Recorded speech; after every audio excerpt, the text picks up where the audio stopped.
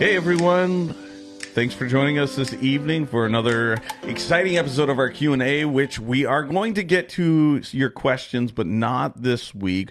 We know you have a lot of questions, especially about our brand new sermon series that we started, The Unseen World. The questions are coming in, and we are going to get to those. We're going to probably try to get to those hopefully next week with Dave. But this week we have a special Q&A where we're going to sit down with our brand new youth pastor, Isaac, and we're going to talk to him. We're going to get to know him a little bit. But we thank you for joining us this evening. Guys, your support means everything to us, your questions. We encourage you to continue to submit your questions. And we know that as we go through this sermon series on the unseen world, that you guys, there's going to be questions about it, whether it's angels, demons, spiritual warfare, whatever it is. Please get those questions submitted to us. And you can do that through our website, my3c.org. Just click on submit a question. And all of the questions that come in are anonymous. We don't know who submits them, but we love that they come in, and we're going to try to get to as many as possible as soon as we can. So get your questions submitted. You can scan that QR code as well. If you need to get connected with us and you want us to reach out to you individually, you can do that there. But tonight, we have a special guest. He's brand new to our staff. We're excited to have him.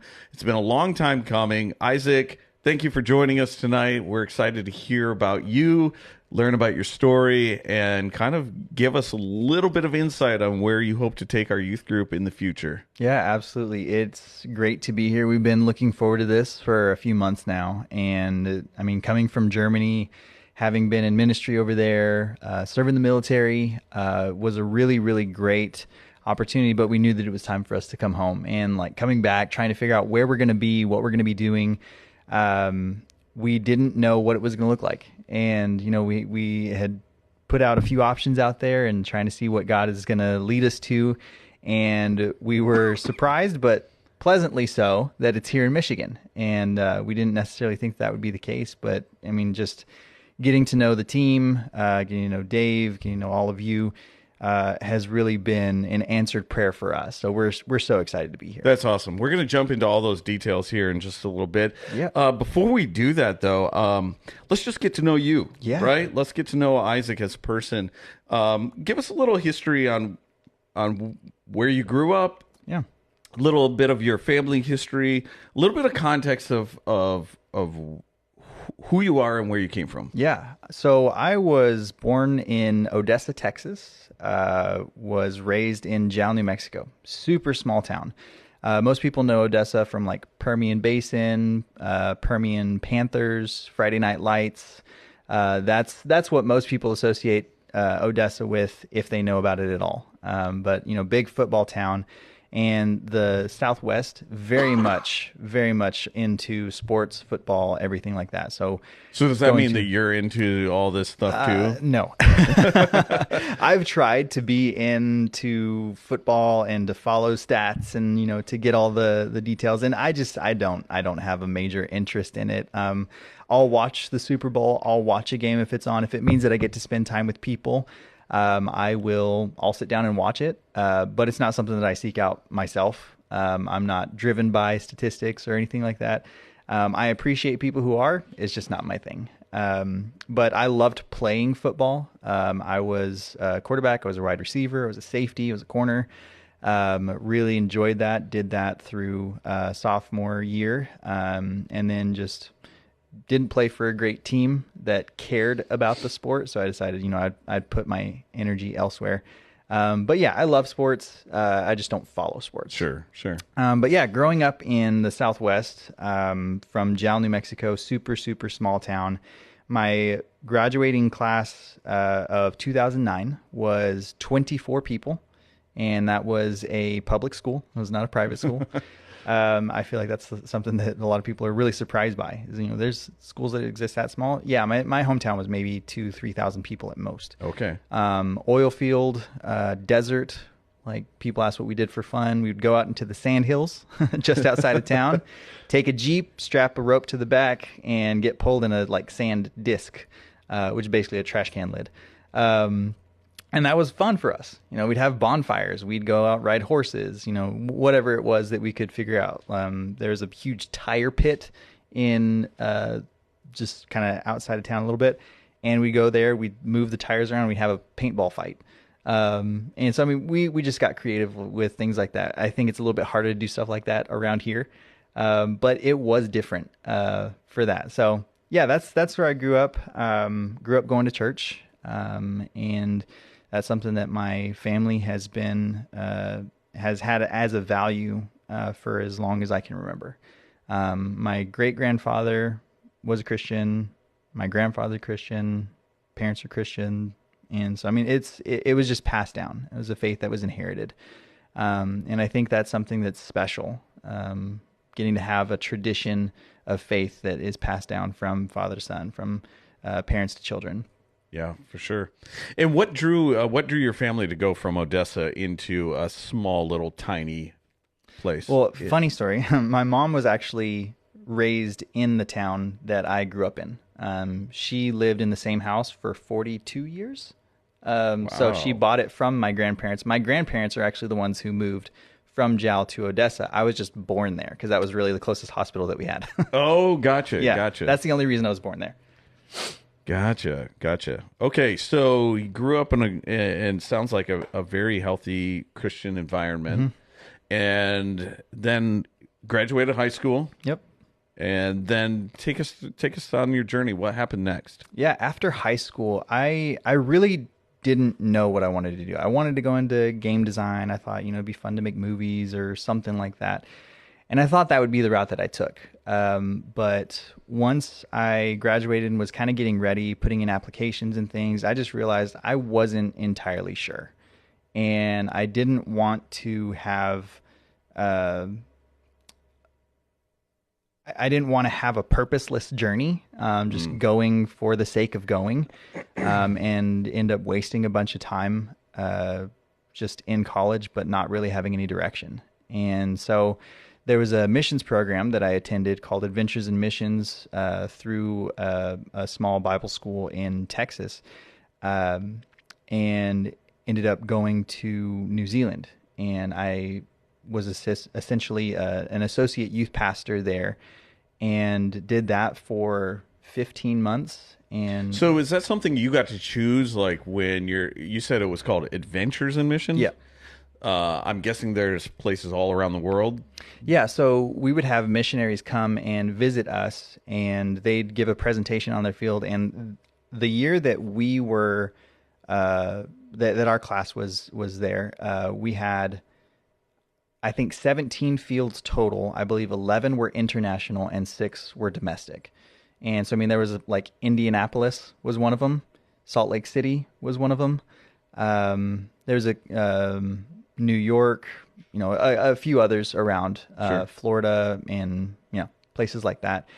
And then I was much more interested in going somewhere international. Like, wanted to learn a language. We had several places in Mexico. We had Italy. Where else came? We had. Did you realize they speak English in New Zealand? Yes, that was my only bummer. Being in New Zealand was that I wasn't going to learn a new language. But New Zealand was my top, and we would put together what we would consider our dream team and our dream places list.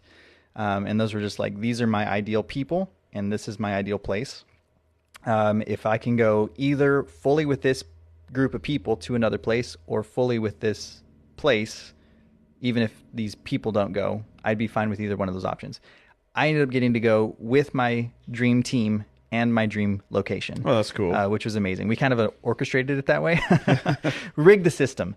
But it was great. And we all went there, and it was really a life-changing thing for me. Now, when you went or when you signed up for it, did you know what you would be doing? Was it something where you're like, I'm interested in student ministry, so I want to get involved in students, or was it kind of open-ended and you got placed in there by default?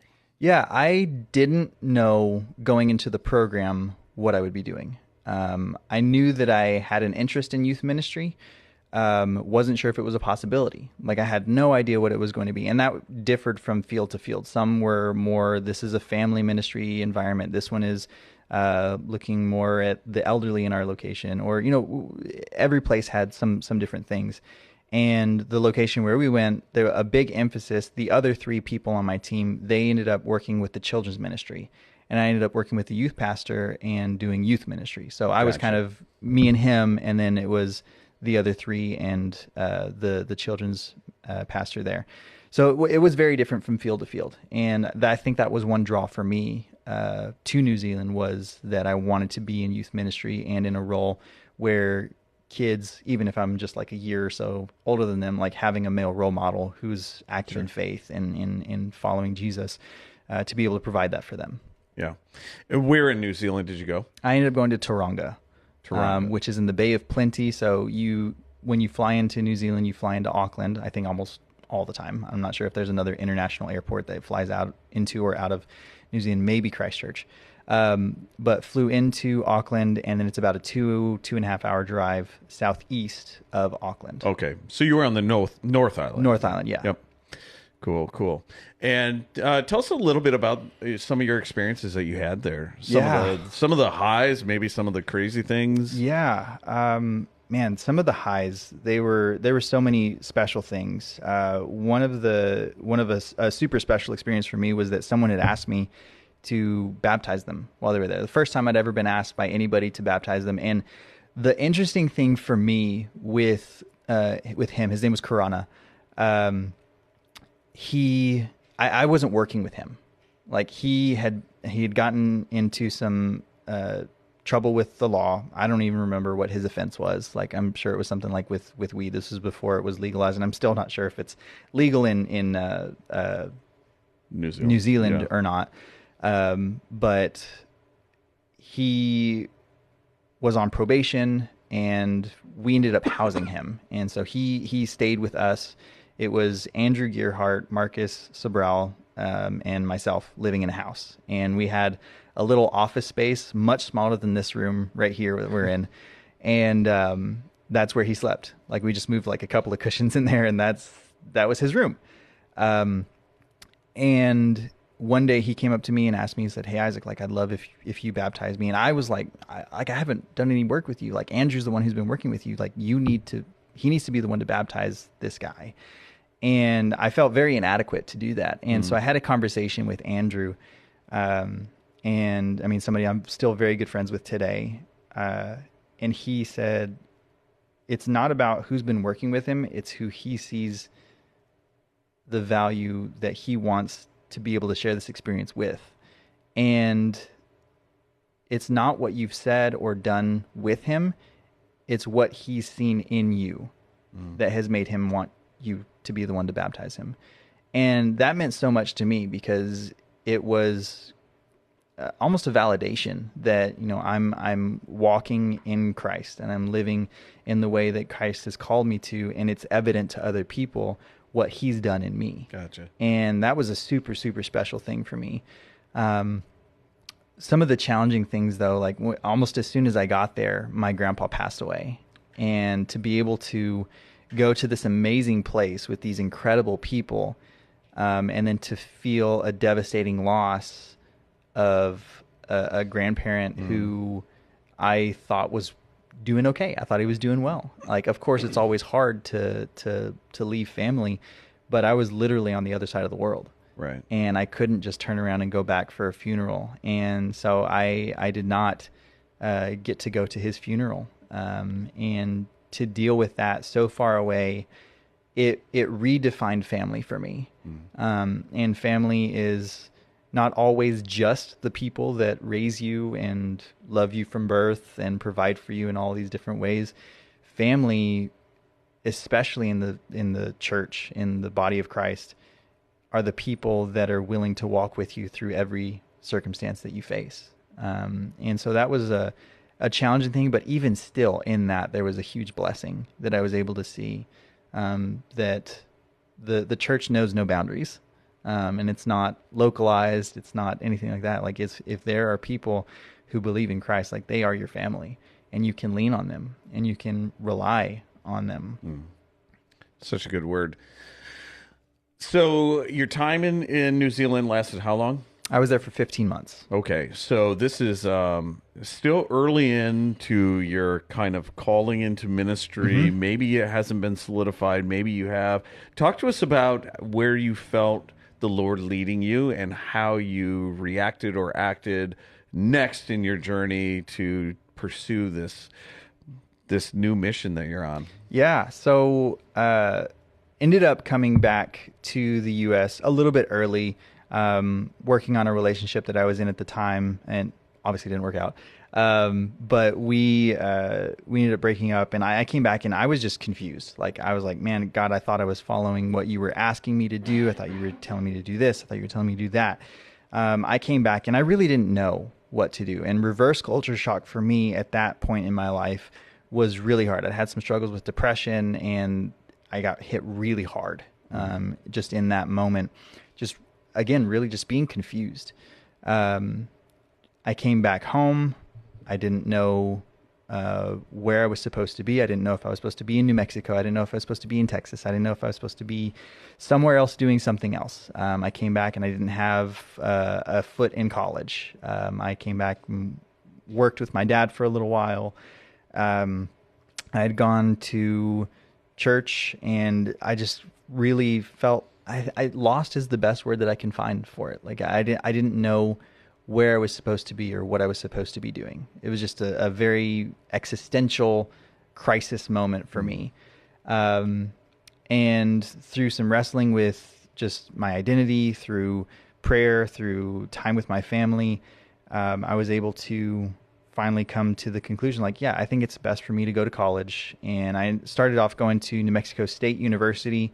And I hadn't been trained on doing youth ministry. So I was like, I'm having a hard time with this. I'm not sure if this is what I'm made for. I'm not sure if this is what I'm called to, simply because I was probably, able, I just didn't feel equipped.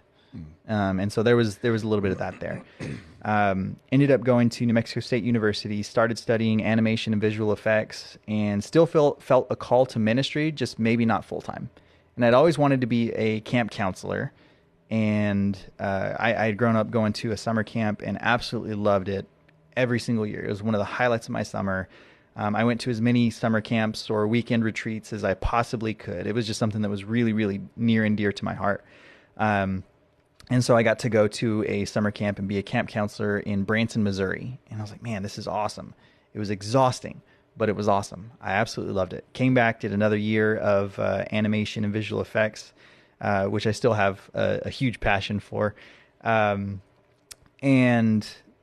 the next summer, I did a youth internship with the youth pastor at the church I was going to there, which was right across the street from the college. And at that point, he had already been doing ministry at the same church in the same role for 35 years, which is unheard of for youth ministry. Yeah, that's a long time to do youth ministry. Almost in ministry. Right. And he'd been doing it, basically his entire life. And he actually just retired. I think it was last year. It might have been the year before, but Wow. he just retired. So 40-something years at the same church doing youth ministry. And he still, I almost guarantee you, he still has more energy than I do. But he was a role model for me. Like a legend in the churches that I grew up going to and the camps that I ended up going to. And it was an honor for me to be able to be his intern that summer. And he just changed my perspective on youth ministry.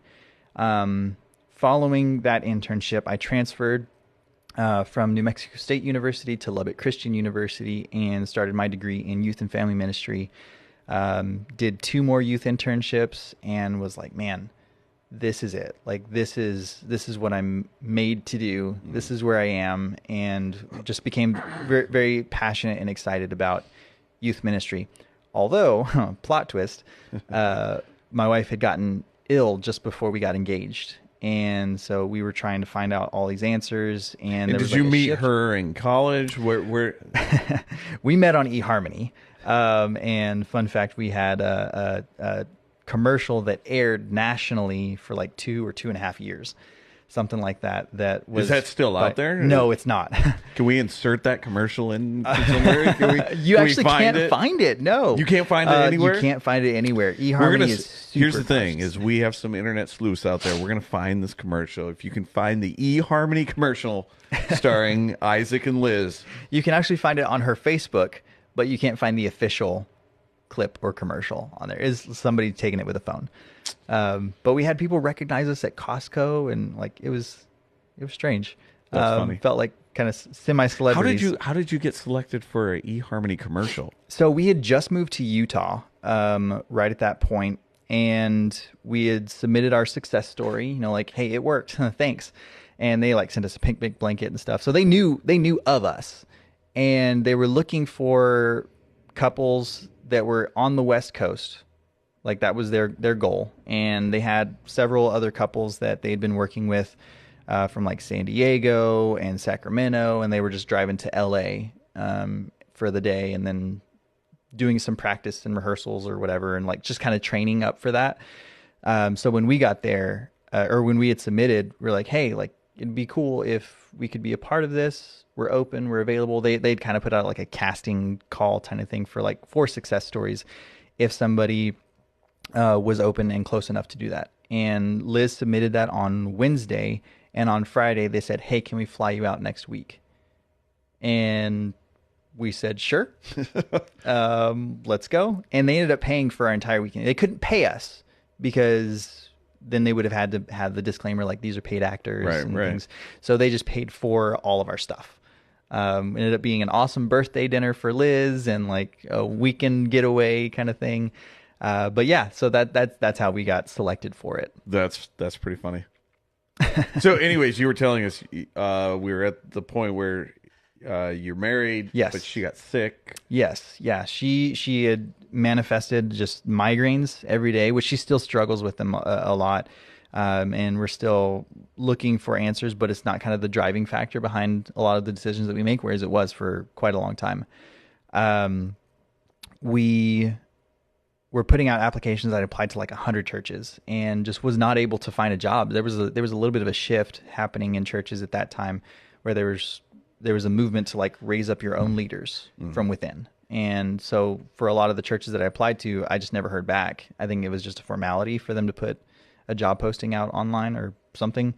But I mean, I had like all these impressive, in my opinion, like impressive stats for like experience in ministry, having graduated from a 4-year degree and having done missions for 1.5 years, having done 3 different internships, and then not getting selected to really even have an interview. I think I had an interview with one church, and I didn't hear back from them after that, which was in California. Like it would not have been a sustainable job, given the fact that Liz couldn't really work at the time, and doing that. So I ended up just stepping into the workforce, did carpentry, up in Grand Rapids for about 7 months. And then we moved to Utah, where I taught for 2 years and then worked for auto owners insurance in Utah, for 3 years. But there's a reason you were in Grand Rapids. Yes. Yeah. We were looking for, again, medical solutions, answers for Liz's health, with her parents. And she is from that area. She's from Grand Rapids. Yep. Yeah. So, thanks for filling in the blanks here. I know. You know, some people out there might not know. And right. so It was like, why Grand Rapids? Yeah. Yeah. So there is a connection to Michigan that you guys have, and it's yeah. through your wife, and she's from the Caledonia area, yes. correct? Yeah, exactly. And yeah. And so you've had a little bit of experience in the Southwest Michigan area. Yeah. We actually lived here right before we ended up going to Germany. Okay. So after auto owners insurance, we moved to Texas for 6 months to be there for close to family, and that ended up not working out either. Like there was just a number of challenges there, but we already by the time the 6 months was up there, which we weren't moving there for 6 months. It just ended up being 6 months. That ended up not working out. We already knew that we were going to be going to Germany by that point, and then we were kind of moving on. So we knew that we needed something, but not a long-term solution. So we ended up moving back in with her parents in Caledonia, and we were there for a year. So for all of 23, End of 22, we moved in with her parents. Beginning of 23, we moved to Germany. So altogether, we've spent almost 2 years here as a married couple. So I am familiar with Michigan, familiar with winters. I loved winters in Utah. Snow is not intimidating to me. I now have a Subaru, so that's great. I'm prepared for winter. So talk to us about Germany, because this is an interesting story, and it's an Yeah. interesting organization that you got involved with. Very unique and very different than some of the other ministries that you've been involved with. Tell us about that. Yeah, so the organization is a sister, I guess, of Young Life. It's Military Community Youth Ministries, or Young Life Military. The public name, I guess, would be Club Beyond. And found that ministry just through a web search. And it was just something that they don't typically, at that point, they didn't typically have a job posting. I'm not sure how they found people before like Indeed and stuff, but that's how I found them. Got connected through Indeed, got on phone with their recruitment officer. And at first I really didn't want to do it. I was like, I'm so on the other side of things. Like, I don't think that youth ministry is the direction that I want to go right now. Like, I'm not sure that that's where I am. And Liz had said, like, well, let's just finish the interview process. Like, right now it's the only interviews that you have going. And I was like, okay, fine. Like, I'll do it. Whatever. Just kind of throwing things to the wind. Like, it's going to be fine. And, over time, I mean, it was a total of like 7 interviews over 6 months. By the end of the 3rd or 4th interview, I'd been praying, like, God, if you want me to do this, then I need you to change something in my heart big time. Cause like, I need to know that it's you calling me to do this, and it's not something that I'm doing just because. It's not something that I'm doing because I think I'm supposed to out of an obligation. I want it to be something that feels like a calling and a passion. And we learned through the interview process so many things about the needs of teens in the military, because it's largely an unreached demographic, and segment of our population. And at that point, there was only something like 25. There were only people, community directors is what they're called, because they're not legally not able to be called a youth pastor on a post for whatever reason.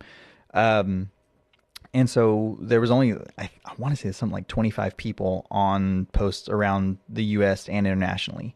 And that number has since grown. But I recognize it, like, this is something that I'm equipped to do. I feel passionate about this because, not necessarily just because, like, I'm an American and they're Americans. Like, these are kids that need Jesus. Yeah. And these are kids that have hurts and struggles that I have had as well. And why would I not take the things that God has walked me through and share them with somebody else who's walking through them right now? And so we felt very deeply about going there and being there. And we also wanted the international experience, and we'd felt called to missions, and we wanted to do all of these different things. And so through a lot of prayer, we did find that healing that I needed, and a sense of calling to go there and to be a part of this ministry. And it was an amazing time, not just with like the experiences that we got to have being an international family at that point, but also just like with kids, like the stories that I got to tell, and the trust that was built there, and the opportunities that we had to tell kids about Jesus and how Jesus changes things in our life, and doesn't make them easier necessarily, but does make them bearable. And we know that we have things that go on in our lives that are not going to be ideal. We know that we have things, but even if our earthly parents are imperfect, we have a God and a Father who is perfect. Right. And our understanding of an earthly love does not have to be the full reflection of our Father's infinite love in God. And being able to share that with kids, like, I think the understanding of that brought them to tears. We had the opportunity to take kids to summer camp in Scotland. So we took a 24-hour bus ride from Germany to Scotland. It was a super fun ride, very long. But so a bus ride from Germany to Scotland, is that through the Channel? No, it's over the ferry. So we took a 4-hour ferry ride. Gotcha. Parked the bus on there. So the whole bus parks on the ferry, and they ferry it across. It's a huge ferry. It's a massive boat. But it was a really cool thing, and like the kids love getting to go up and sit and like go to the on ferry restaurant and stuff. Yeah. But yeah, no, the going underneath would have been weird. Like, I think for a lot of reasons, right. But it was really cool getting to take the ferry. It was totally overnight, so we didn't get to necessarily see anything. But like drove past the cliffs of Dover and stuff. Yeah, that's cool. It was pretty neat. But yeah, at the summer camp, Karen Bray, we had a speaker, and the speaker would give us questions to reflect on each night. And first night, there was a lot of wrestling, there was a lot of like rough housing, just kind of getting to know each other and playing around. And on I think it was either the second or third night, it was pretty early in the week out of like 6 days. One of the questions was, what is something that you want the adults in your life to know that they don't already? And that question was the only one that we had time for the entire night. We spent an hour and a half with high school boys sitting on that question in our cabin. And I mean, there was tears just because the hurt that they were feeling. Wow. And the freedom to be able to express it. And I mean, those kids were just so hurt and hurting for more than what they were receiving from their parents and families, and not parents who are necessarily trying to do any harm to their kids. This is just an age where I think kids or parents don't know how to relate to their kids, or they don't know how to share what's going on in themselves and can't look weak or need to be a certain type of role model or whatever it is, that the kids just feel forgotten and they feel overlooked and they feel let down. And we were able to be there and to just grow a certain bond with those kids where we had the freedom to then speak and show how Jesus is different and God is different and life in Christ is different from what they're experiencing at home. Yeah. Even if they go to a Christian home, like it doesn't matter, because that is always going to be broken. Like Christian, non-Christian, like none of us are perfect. And having the freedom to speak that into their lives was so important and so impactful for us in that time. Me and the volunteers that went with us. Yeah. So yeah, it was just really cool. One of the special experiences that I get to think on when I look back on that time. Yeah, that's cool. Now, that time spent in Germany, I know you work directly with military families. Mm-hmm. I mean, the whole purpose was to target the military families there. And I know you're not military. You didn't go through military training. I have. I'm a military veteran, so I understand the system. But I know that created some unique challenges for you. Sure. What were some of the challenges you faced, either with just the military system in itself and what you were trying to accomplish, or the unique challenges that military families have that you got exposed to? Yeah. One of the most interesting things is, like, it was more shocking to enter the military culture than it was to enter the German culture. Interesting. For us, for our family. And having gone to New Zealand and experiencing culture shock in that way, like, I was expecting to have that again. But there was so much that was supposed to be familiar that was foreign. And so much that was now foreign that should have been familiar. Like just going to the commissary and trying to figure out what's happening. Like, you have to check in, you got to do these things. And like, we need your ID. And like, nobody asked for my ID, like unless you're buying something that you need ID to buy. Like Yeah. that's just foreign. Like this should be easy. And things that were easy things that should have been easy were really hard.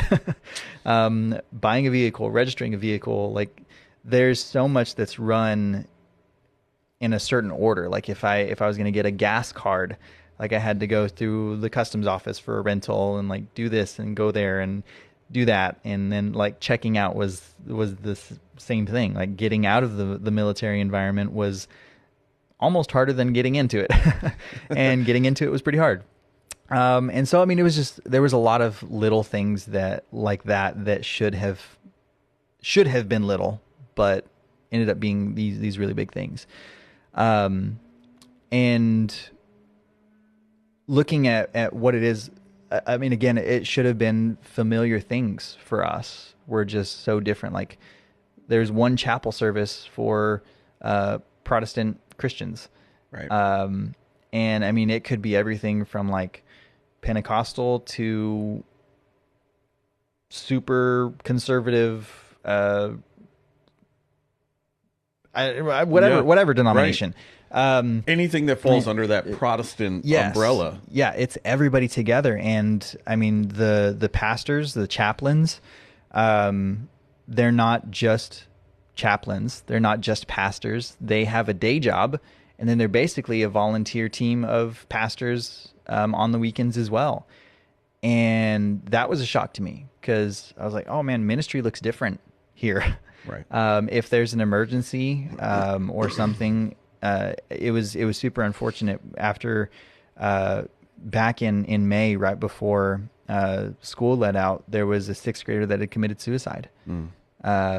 And I was fortunate to be at the school as news was breaking there, and chaplains weren't there. They weren't able to be there. They had to be doing their jobs. And so, I mean, it was a really unique position for me to be in, to be as mobile as I could be, to fill in spots where they couldn't. But again, technically, like I'm not a pastor. I mean, right. I am in practice, just not in title. Right. But being able to be there at the school for those students was, again, one of those really challenging moments, but one that those kids felt and were able to receive while being there. And suicide is a high challenge in military kids, among military youth. Because, I mean, think about it, like they're moving, I mean, at least every 3 years. It's usually. A lot. Yeah. Like if a challenging life for a family. More frequently than that. So, I mean, they look resilient and they're always lauded for their resilience. And I think they're tired of being resilient. Like they want to be able to be a kid. Right. I mean, a lot of things that kids said in that, what's one thing you wish and the adults in your life knew was like, I don't want to raise my siblings. Like that's one thing that kids feel. They said like, I want to be able to go out and have fun. I want to be trusted. Like I want my parents to know that I'm a good kid. I want them to know that they did a good job raising me and they can trust me. And I mean, there's so many things that I think some kids feel generally, but I mean, these kids are feeling it on a different level. Right. I mean, they're expected to be held to a certain standard that most kids are not held to. They're not necessarily always allowed to be a kid. And I think that's just kind of what the military environment produces in infantry and soldiers, in personnel. And not that it's a bad thing, but I think it presents challenges that go unaddressed. Right. And I think that's something that we were able to step into and to be able to provide at least some space for kids to be kids, at least for a couple hours a week. Yeah. That's such a cool and unique program, and such a blessing. There are people all around the world that are doing this for our military families. But ultimately, that was a time and a period for you guys, but you felt called to exit that environment and that ministry. Talk to us a little bit about how you came to find connections and maybe your experience in this whole transition of coming on board staff here. Yeah, this was a great find for us.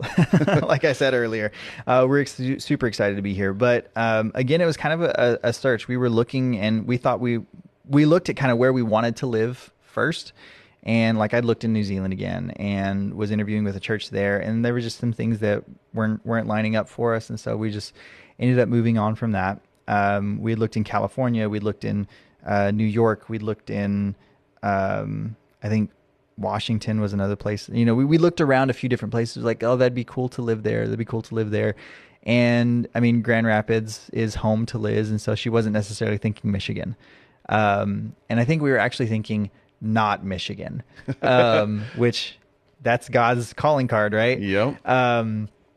And so got the information. I've said not Hawaii a few times, and I'm waiting for that door still to open. But yeah, well, you when you have the intent of not doing it, God gets it.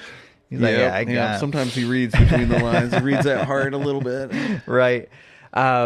But I got the info from the interviewing agency that y'all had gone through, and saw the breakdown of who the church is and kind of, a high level view of connections. And it's like, oh, this place sounds really interesting, and like shared it with Liz, and we talked about it a little bit. Like, let's see, like, why not?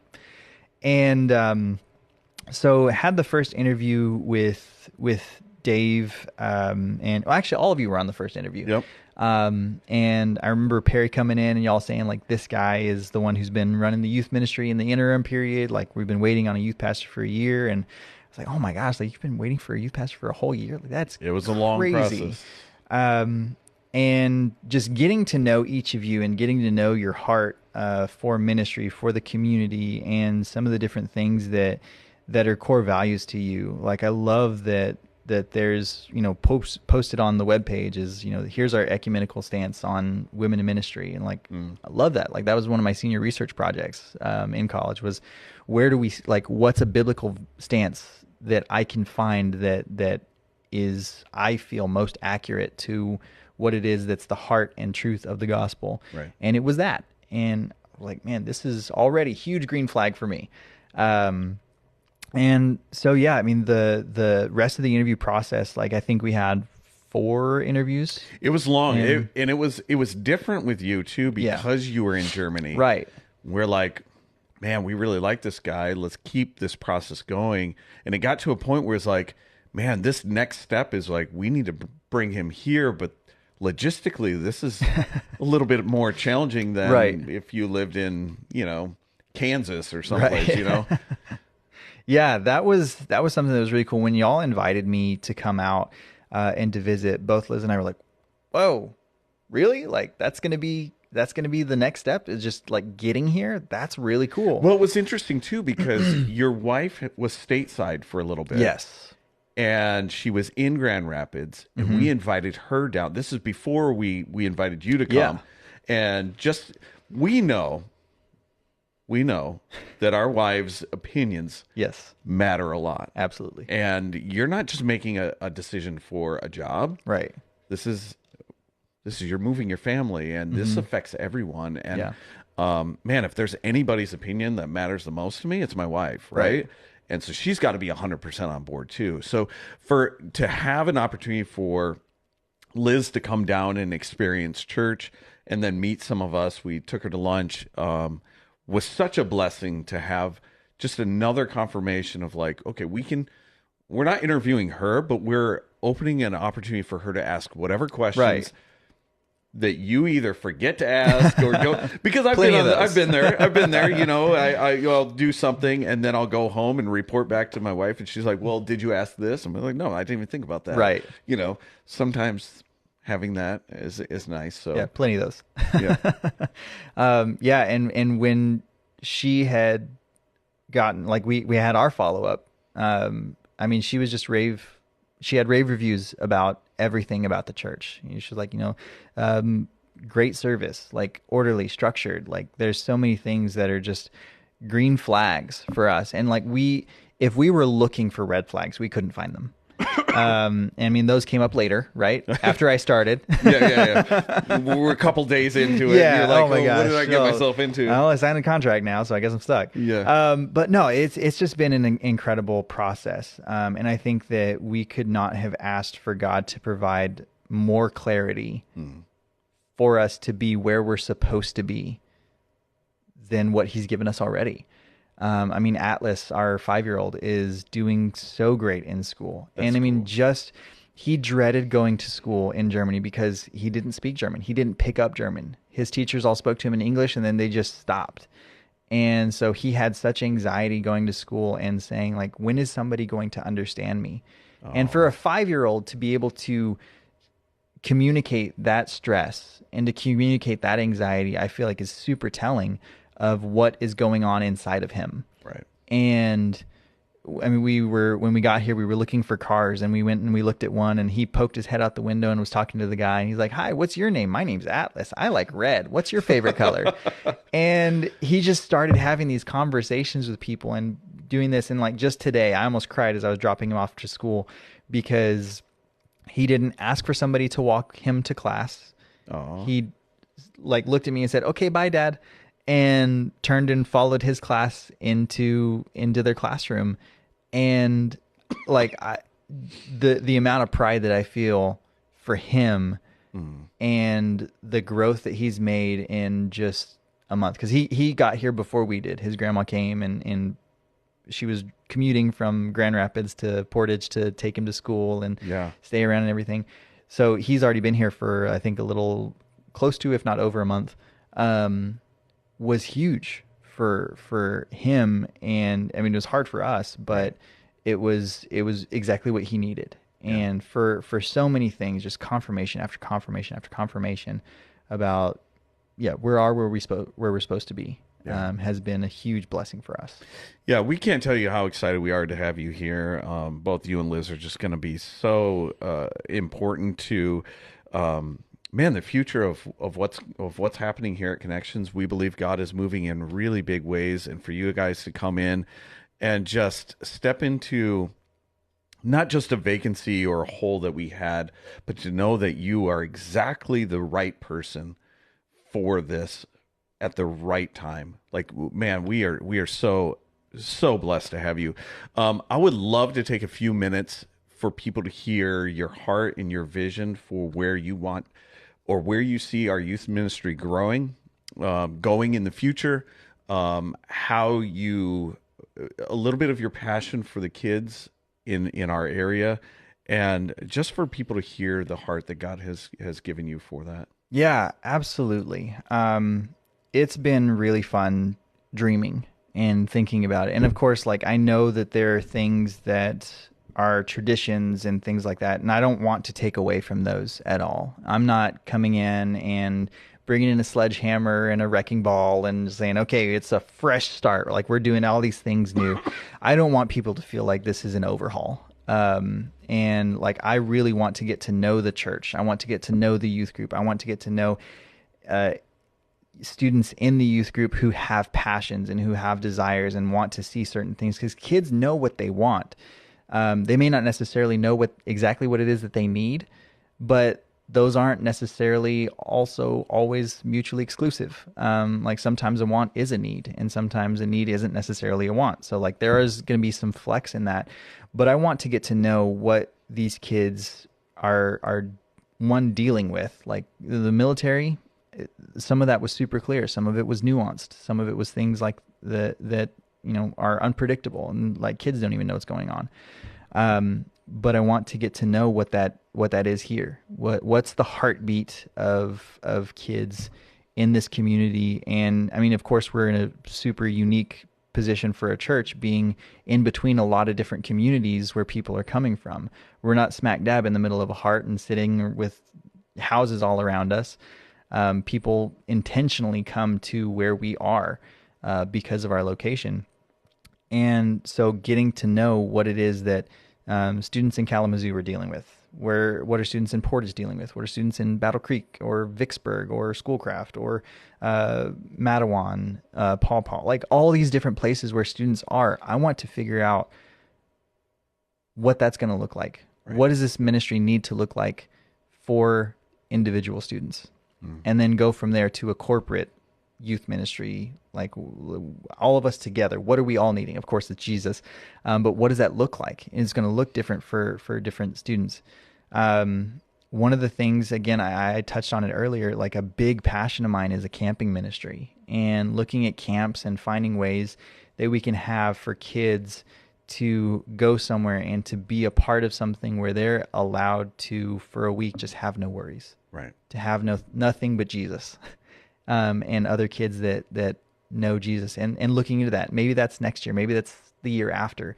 But having opportunities where we're going to be looking forward and dreaming about what it is that kids are going to be able to do in that sense, and invite their friends to, and just so that, this becomes a place where, not that it isn't already, but kids are like, man, I want my friends to be here. Not just to invite them and say like, hey, you should come. But like, no, you need to be there because of what this place is and what it's doing in my life and what you're going to have. I don't want kids to come here and feel a sense of judgment and dread or fear. Like, I don't want my friend to go there because he's going to hear X, Y, Z.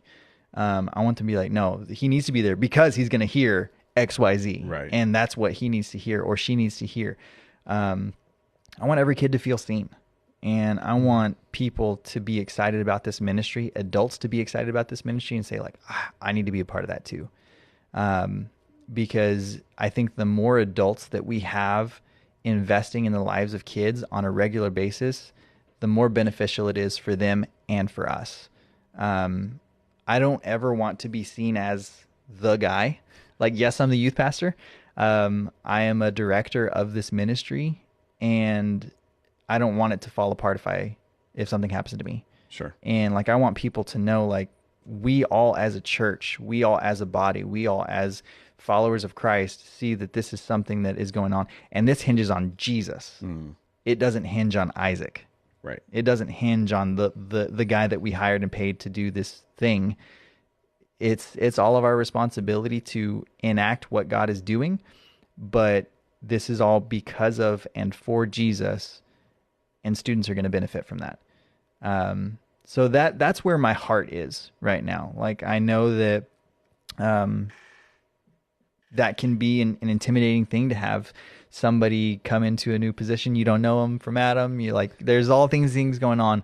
But I want people to hear that I love Jesus, and I want kids to see that. I want people to know that. I don't ever want that to be a doubt or a question.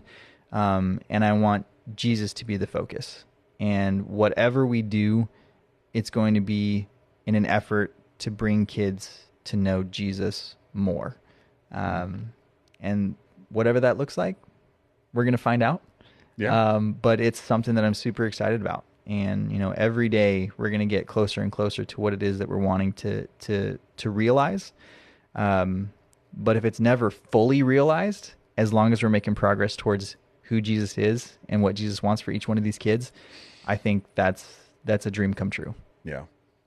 Now, I know you're only a couple days into your employment here. Yep. Like, 3 or 4 days in. This is your first real full week here on staff. But is there any needs that you see that you've already addressed that you're like, you know what, I'm going to put out a rally cry. This is what this is something that we need to see our church either step up to do, or we need to see parents step up to do. Is there something that you already have identified that we can start putting some focus to?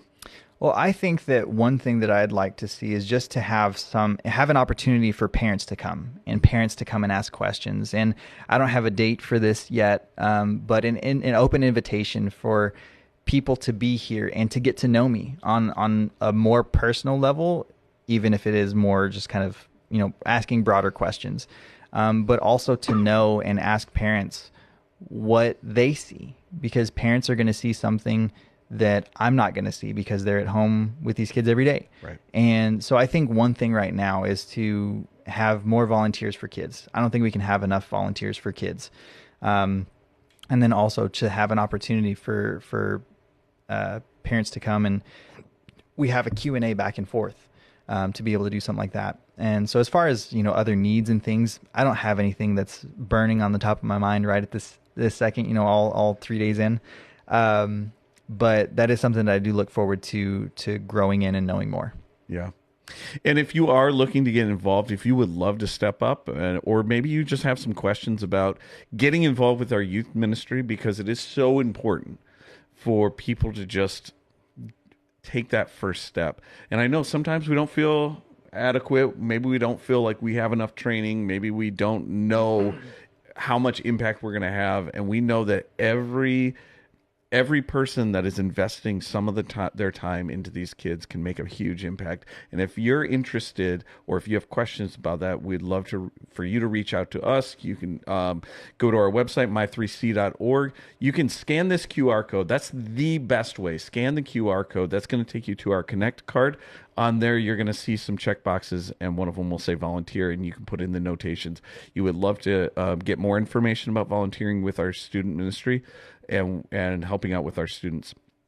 And Isaac, you said you're going to be looking forward to putting something together for parents to come to. Yeah. So it would be some open dialogue and have questions. And we definitely encourage you, keep your eyes open for that. That's going to be happening hopefully here in the next few weeks as Isaac gets acclimated to life here, to our church culture, and to all of our students. So keep your eyes open for that. That's gonna be a good thing, because I think the more involvement, the more dialogue we can have with our parents, the better it's going to be. Absolutely. And we know that with our children's ministry, I mean, this is the goal. The goal is from birth through adulthood. We want to be walking with our families all along the way. Mm-hmm. And I know Kristen does such a great job of trying to keep that dialogue open with the parents in the children's ministry. So for you to be able to continue that, especially during those adolescent and teen years, is so critical. Absolutely. So critical. Any encouragement, anything you want to say to any of the students that might be watching? I will eventually know all your names. I don't yet. It's a lot easier for 500 people to know one person's name than it is for one person to know 500. But I will get there. So be patient with me. I'm super excited about working with every student that comes through these doors that is going to be a part of this ministry, and want you to know this is going to be a safe place to bring your friends. And I am going to be there on Sunday and every Sunday after that. Great. So it's going to be great. Yep. So our youth program meets on Sundays at 4:30. Yep. And it will go from 4:30 to 6:30. That's for all students that are in 6th grade through 12th grade. So please come on out, invite your friends, and be a part of what's happening right here at Connections. All right. Isaac, thank you so much for sitting down with us tonight and talking with us, letting us get to know you a little bit better. We are excited to get to know you even more over time, for the people of Connections to interact with you, and we're looking forward to having you on staff with us. I'm looking forward to being here. Great. Guys, like always, submit your questions at my3c.org. We encourage you continue to ask those questions. We are a church that is not afraid of your questions. In fact, we encourage you to ask even the hard ones. And we do this anonymously to keep it as easy and open for you to ask the questions that are burning on your heart that you need answered. So please submit all of your questions at my3c.org. Click on Ask a Question. Fill out the form, and we're going to try to get to as many as we can as quickly as we can. So we hope to see you back again next week for another episode of our Q&A, but we also invite you to come and be a part of what's happening here on Sunday. On Sunday, we have 3 services. They're at 8:20, 9:40, and 11 o'clock. We live stream the 9:40 service that starts at 9:25. With our pre-show, where you're going to find out everything that you need to know of what's happening right here at Connections. And then we follow that up with our post-show, where we sit again in these orange chairs. We talk about everything that we experienced that morning. So we encourage you either to join us in person or live here on YouTube or Facebook. Until then, we want you to know that here at Connections, we love you, but more importantly, Jesus loves you. And we'll see you next time.